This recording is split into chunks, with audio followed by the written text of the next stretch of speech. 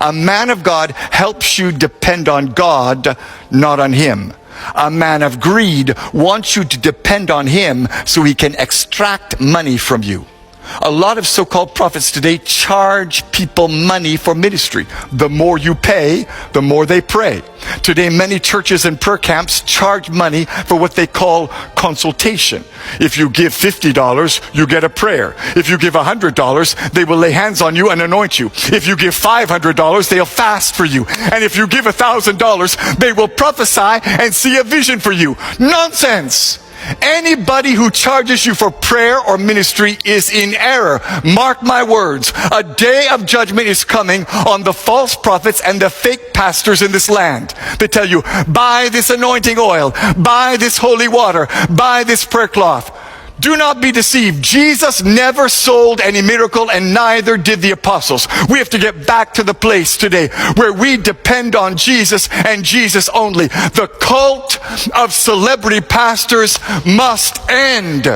And here's the problem we make today. We think if a prophet speaks words that come to pass, well, then it means he's a true man of God. We think if a pastor performs miracles, signs, and wonders, that he must be operating in God's supernatural power. But the fact is, you can speak prophetic words that come to pass and still be a false prophet. You can perform miracles, signs, and wonders and still not operate in God's power. Because this is so important, let me emphasize it and say it again. Deception is not just wrong words, it's also a wrong lifestyle.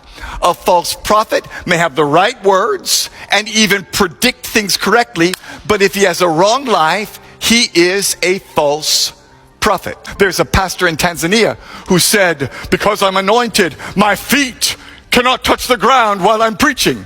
He stood on top of his members while he preached. What is that? Nonsense. The pride in pastors today is making God angry. Pastors tell their members, bow down, kneel down, touch my feet. Stop it.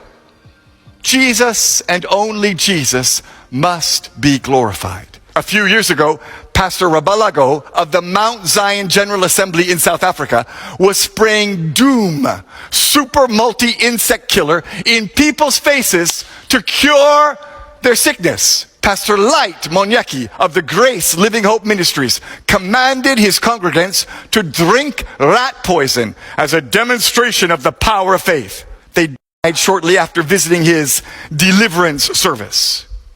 Ask yourself, where is that in the Bible? There's a great wave of error running through churches today. It's destroying pastors and ruining churches. It's causing men to backslide and making the gospel lose power. It's making a mockery of the truth and making men lose their faith. It's causing good Christians to turn from the truth and fall into sin.